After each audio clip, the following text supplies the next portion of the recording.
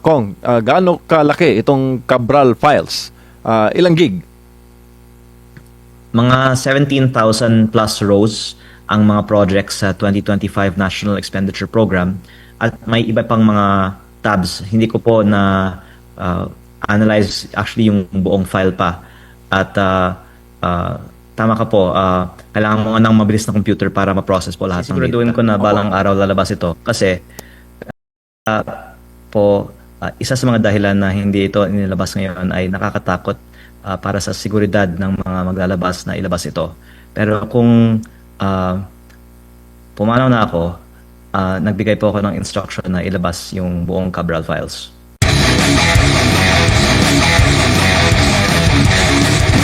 Yung listahan po na nakuha mula kay Undersecretary Cabral, mailalabas na ba ito? May isa sa publiko na po ba ito, Congressman?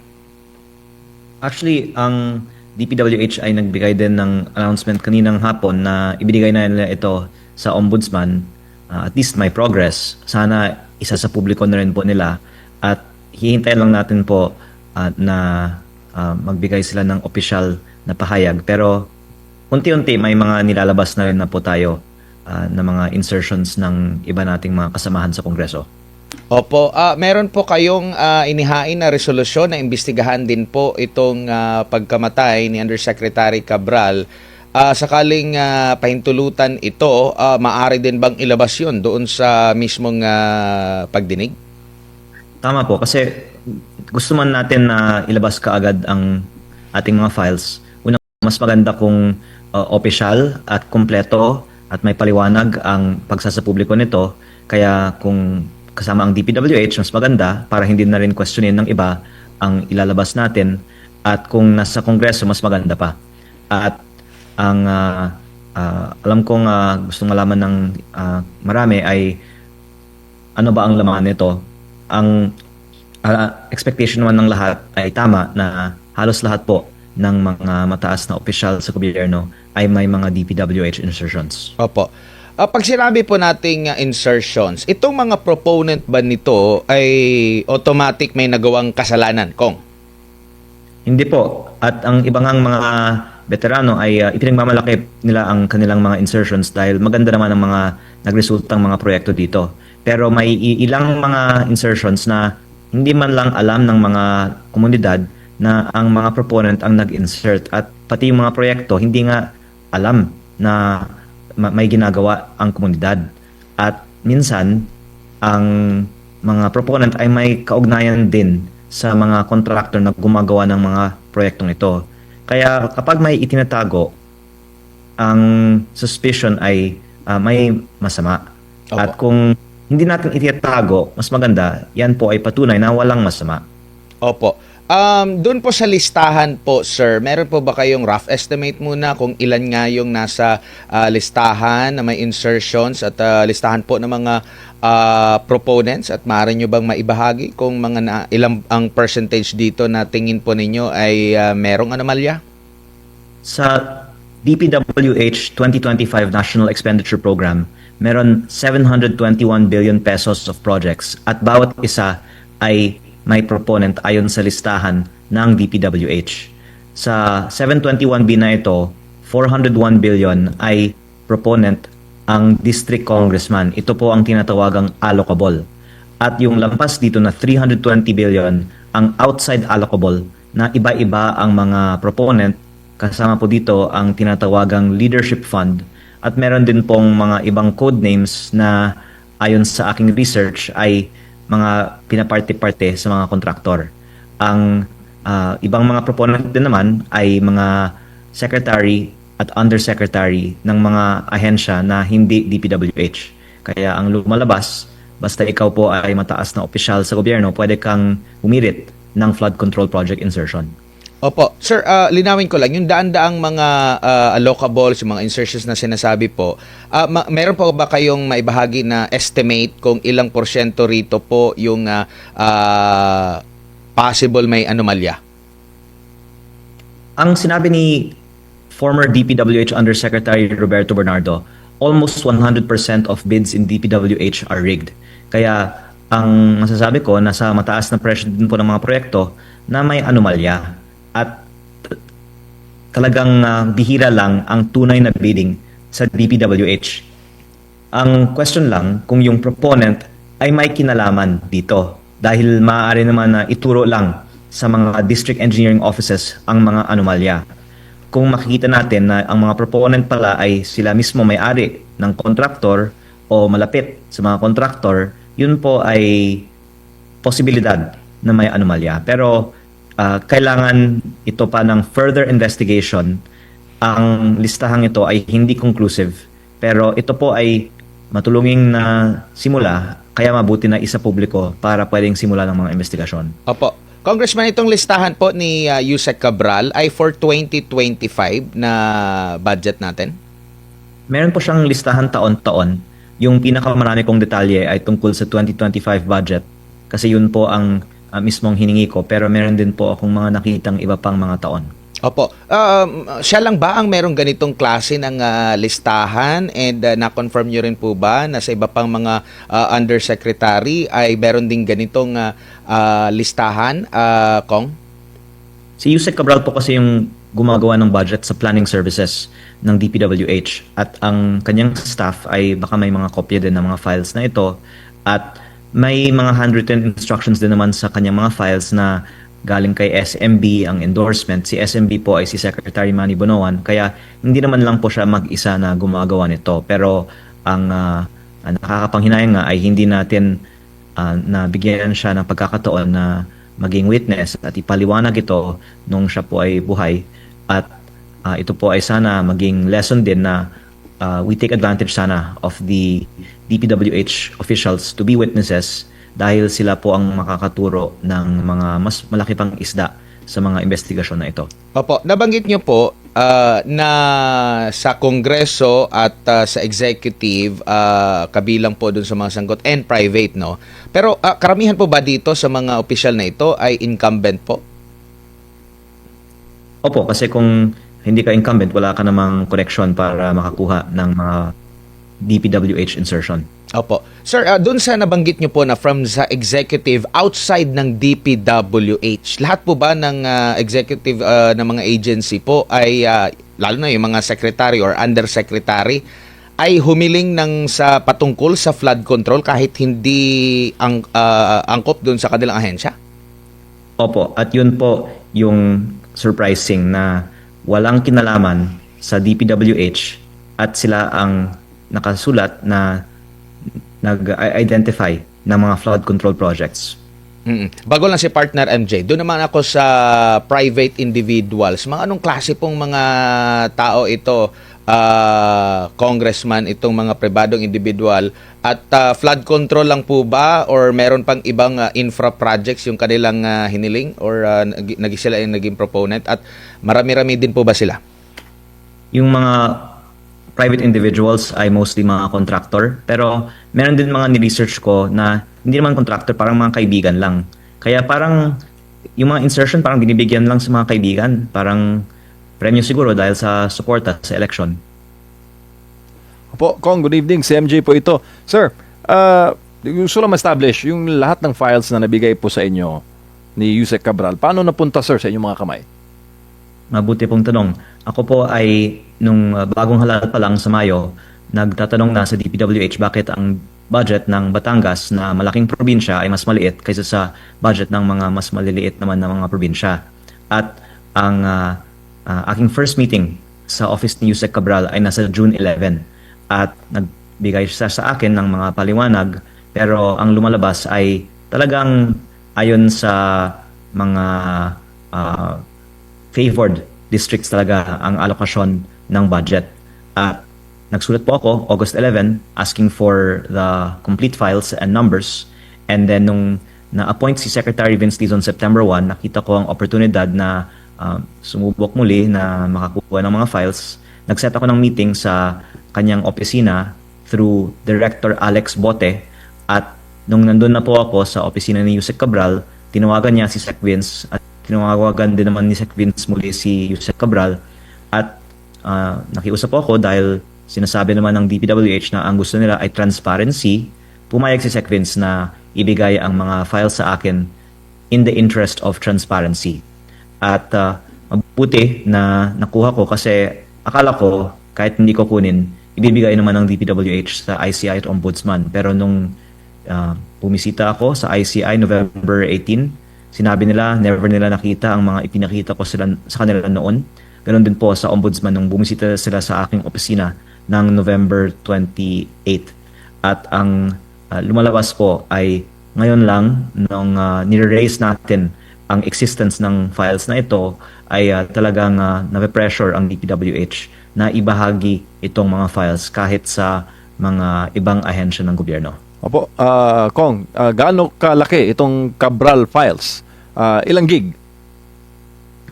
Mga 17,000 plus rows ang mga projects sa 2025 National Expenditure Program at may iba pang mga tabs. Hindi ko po na analyze actually yung buong file pa. At tama ka po, kailangan mo ng mabilis na computer para ma-process po lahat ng data. Opo, pero sir, based po doon sa mga na-examine po ninyo na mga bahagi ng Cabral files, gaano ka-crucial ito, sir? Will it cost the administration more of its political capital? I think yung maganda dito, imposible siyang inimbento lang. Kasi napakadaming impormasyon na sa sarili kong distrito na confirm ako, may mga nakalagay dito, ang district congressman na predecessor ko ang nag-insert, tama. Meron mga ipinasok daw ni Congressman Edwin Garjola, tama. At meron daw mga ipinasok ng iba pang mga contractor o parking ng leadership fund at tama din po ayon sa aking kaalaman sa aking distrito. At kung tama siya sa aking distrito, siguro ganoon din po sa ibang mga distrito. Kaya ito po ay hindi naman conclusive pero magbibigay ng basehan for further investigation na hindi lang imbento itong perception na marami sa gobyerno ay may mga insertion sa DPWH budget at siguro magiging basehan na talagang seryosohin natin ang mga aligasyon ng mga DPWH insertions beyond just congressmen and senators. Opo, sa series of video ni former colleague po ninyo, Zaldico, sinabi niya, dinamit niya ang pangalan ni Presidente at ng unang ginang Liza Araneta Marcos. Sa mga files, sir, na inyo pong as far as ng mga files po na inyo nakita sa Cabral files, masasabi ba na alam ng Malacanang itong nangyayaring galawan sa pambansang pondo, Congressman? Actually, if I may share, sir, kaya ang move ko ay hilingin kay Secretary Vince at sa DPWH na isa publiko ang mga files na ito. Kung wala naman po silang itinatago. Kaya ang sagot po sa inyong tanong, tingnan po natin kung isa sa publiko po nila ang mga files na ito. Opo, parang abangan ang susunod na kabanata, Kong. Pero Kong, yung nabanggit po niyo kanina si SMB, Secretary Manuel Bonoan, based din po sa mga files na niyo pong nakita, masasabi niyo po ba na malaking kinalaman talaga o malaking impormasyon ang maibabahagi ng dating kalihim ng DPWH kung siya magsasalita sa issue na ito? Siyempre dahil siya po ang dating head ng agency na ito, pero ang actually binanggit sa akin ni ICI Commissioner Rogelio Singson, sa tingin niya mas malaming alam si Yusek Cabral kaysa kay Secretary Bonoan. Kaya nakakalungkot na hindi si Yusek Cabral ginawang state witness at binigyan nga ng pagkakataon na ipaliwanag ang mga files na ito. Pero I guess next to her is Secretary Bonoan. And I hope lang po that he will be protected and sana hindi po magkakaroon ng iba pang mga trahedya sa mga dating opisyal ng DPWH. Kaya din sir, nakakatakot na sumagot sa inyong mga tanong kung sino ang mga matataas na opisyal sa mga listahang ito kasi syempre iniisip din natin ang ating seguridad. Pero ang I think speculation ng publiko ay well-founded kasi kung wala naman po ang mga matataas na opisyal sa mga budget insertions, bakit po talagang itinatago ang mga insertions na ito? Sir, pag walang go signal ang DPWH, si Secretary Vince, ano ang inyong... Hihintayin ko po kung yung iba nating mga kasamaan sa Kongreso ay manawagan din na isa publiko natin kasi kanina lang sabi ni Congressman Terry Redon na ilabas na natin ang listahan. Kaya inilabas natin ang mga insertions ng Bicol Zero Party List na may 150 million pesos sa Camarines Sur sa dalawang mga roads sa Pamplona at sa Pasacao na nagkakataon ay ginagawa ng isang kontraktor na may pinakamaraming mga kontrata sa Camarines Sur na baka may kaugnayan sa Bicol Saro Party List. At ito po ay isang halimbawa lamang ng laman ng files na ito.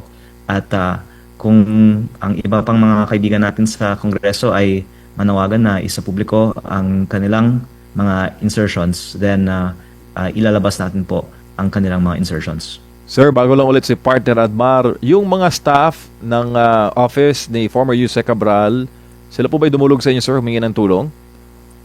Hindi po. At ako po ay naaawa actually sa kanila kasi sila naman po ay mga simpleng empleyado ng gobyerno, pero ngayon hawak nila ang napaka-importanteng impormasyon. At kung ano yung pressure kay Yusek Cabral, baka to some extent ganoon din po sa kanila ngayon. So this is really serious matter, and I hope also why the public can understand bakit hindi namin gustong basta-basta biglang ilabas ito. Kasi kahit noon buhay si Yusek Cabral, iniisip ko kung ilalabas lahat ng mga files na ito, baka kung anong mangyari sa kanya. At nangyari nga po yun last week. Kaya sana po in any case, maproteksyonan natin ang seguridad ng mga staff ni Yusek Cabral. Opo, Kong, si Admar po ulit. Tanong dito ng ating mga kababayan, dito sa listahan ba na may hawak po kayo, itong galing kay Cabral, ay may malalaman na ba yung mga big fish o talaga yung pasimuno po dito sa naging sistema po dyan po, Kong?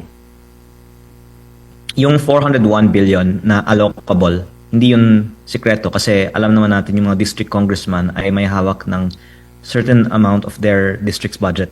Pero yung 320 billion na outside allocable, kasama po doon ang mga projects na nakatag dito as leadership.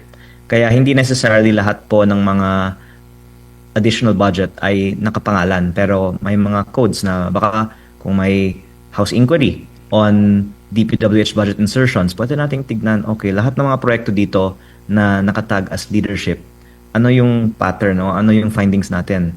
At sana malalaman sa investigasyon na yon sino yung big fish behind the leadership fund insertions. Opo, yung bang files na pinakita na kamakailan ni Congressman Zaldico, halos ganun din po ba? May nakita rin po ba kayong magkakapareho, Kong? Actually, gusto ko lang pong linawin sa inyong viewers na ang file ni Congressman Zaldico ay BICAM insertion, 81 billion sa DPWH. At yung file ni Yusek Cabral ay NEP mula sa DPWH pa lang, 721. Ang naging total budget ng DPWH sa 2025 ay 1 trillion. At ang mga insertions therefore ni Kong Zaldico ay wala sa DPWH NEP.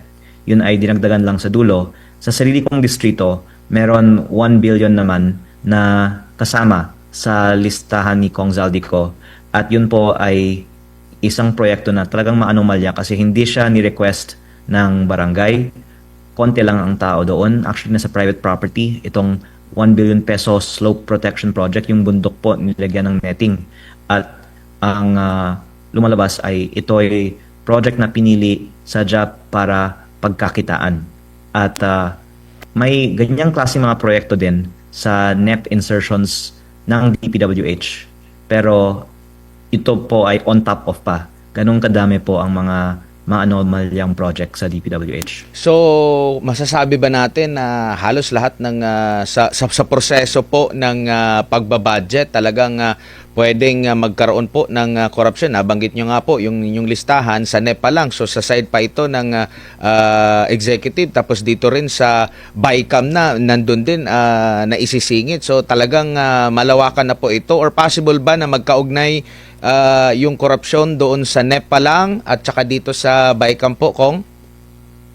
Actually, iba-iba naman ang level of corruption sa mga project kasi may mga, halimbawa, maliliit na project, 5 million pesos, multipurpose building, water system, or even farm-to-market road sa bukid na nire-request talaga ng mga barangays na kanilang kailangan. Pero yung mga 300 million, 1 billion peso na mga projects sa lugar na hindi naman nire-request ang mga project na ito, yung mga anomalya at yun ang nagkakataon na madalas ini-insert sa mga extra budget ng leadership fund o ng BICAM insertion list ni Kong Zaldico. At ang lumalabas po ay on top of the 401 billion na parang yun yung taon-taon ina-allocate sa mga district congressman, biglang lumaki ng 1 trillion pesos yung DPWH budget. Doon po sa extra budget on top of the 401 billion ang mga mas maanumalyang mga proyekto. Opo. Sa nakikita nyo po, kung i-relate natin ito doon sa Bellica ruling ng Supreme Court, marami bang matatamaan dito po sa nabulgar ngayon, Kong? Actually, napakagaling ng mga politiko na noon may post-enactment. Tapos, nagkaroon ng BICAM insertion. Tapos, nung nabooking din po yun, naging net insertion na lang. Kaya ako po tinatawagang insertion ito kasi ang mga politiko nga ang proponent pero ang nilalabas ay ang DPWH ang gumawa ng budget. Hanggang ngayon, dinedeny ng DPWH na ang mga politiko ang nagpapasok ng mga proyekto sa National Expenditure Program.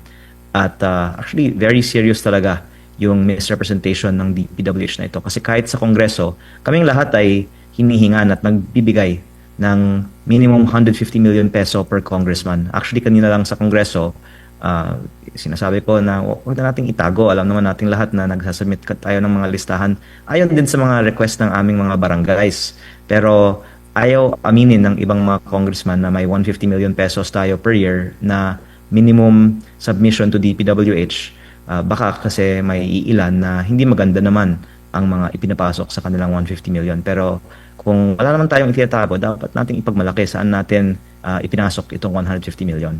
Pero sa mga pangyayari pong ito, Kong, no, sa kabuuan po, meron po ba kayong nakikita or needed pa ba na may isang batas ukol nga po dito sa pagbabudget po natin or ipapanukalang batas or meron ng existing na batas o talagang i-separate na lang po ng tuluyan para maiwasan? Kasi nababahira na po ng masamang imahe, lalo na po sa Kongreso po, Kong, no?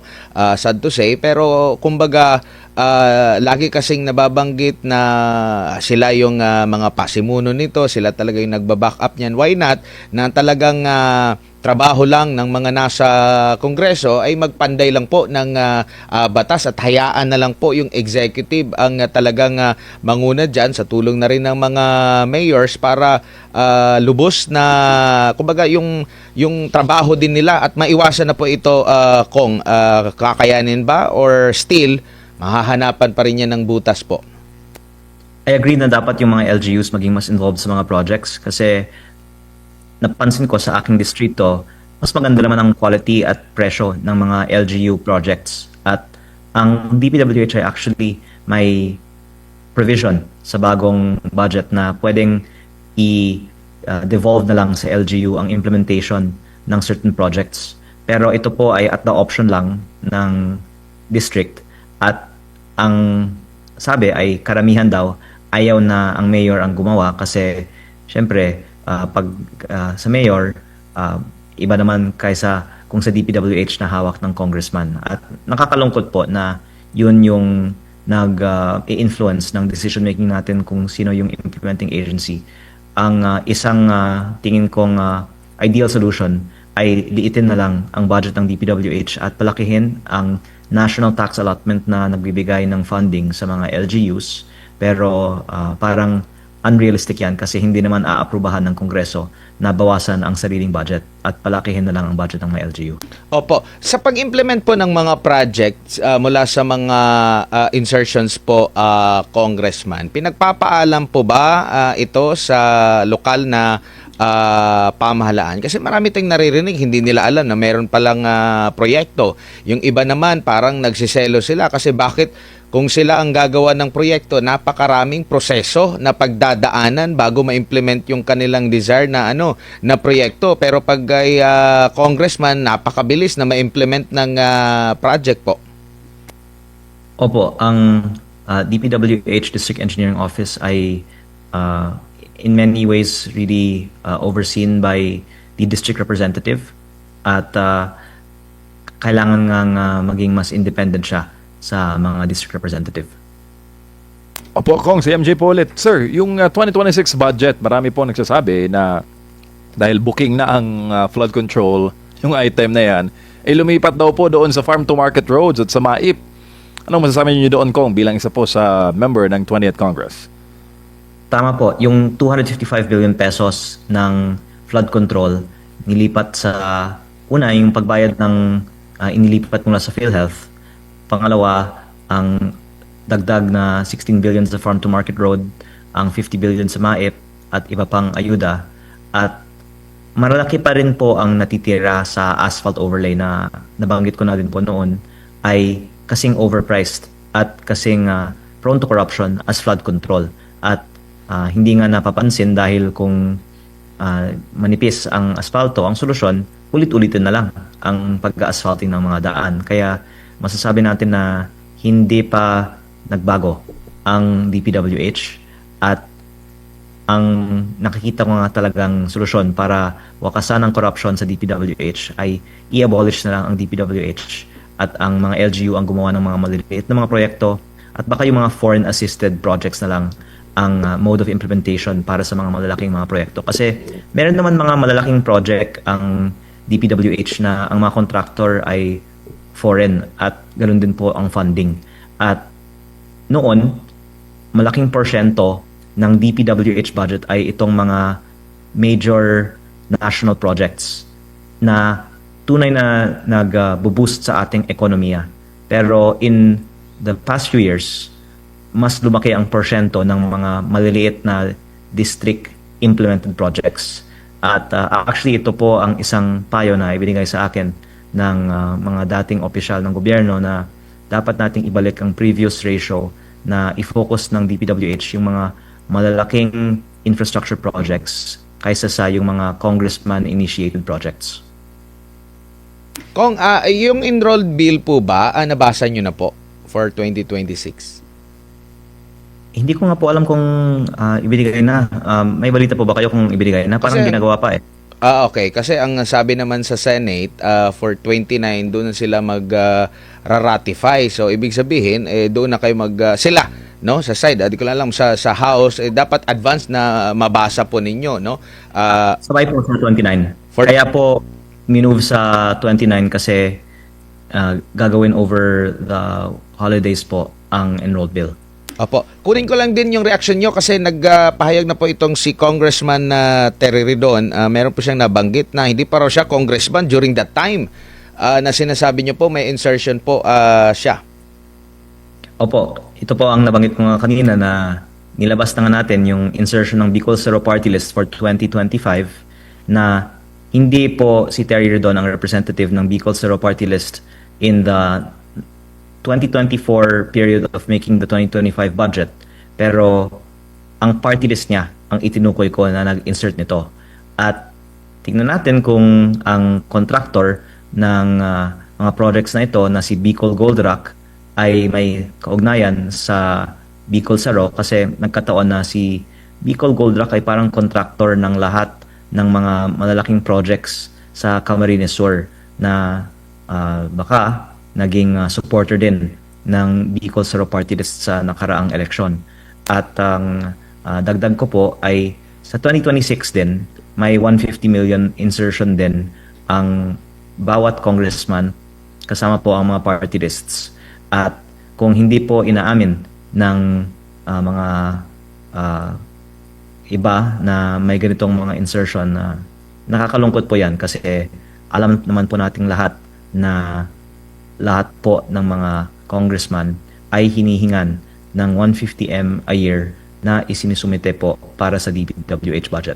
Opo, Kong, on a personal note, since coming forward, no, kayo po ba hindi natatakot o meron ba kayong natatanggap na mga pressure, mga babala o warning or indirect messages coming from all sides na dinidiscourage po kayo na ilabas yung laman ng Cabral files and sa mga impormasyon na hawak po ninyo?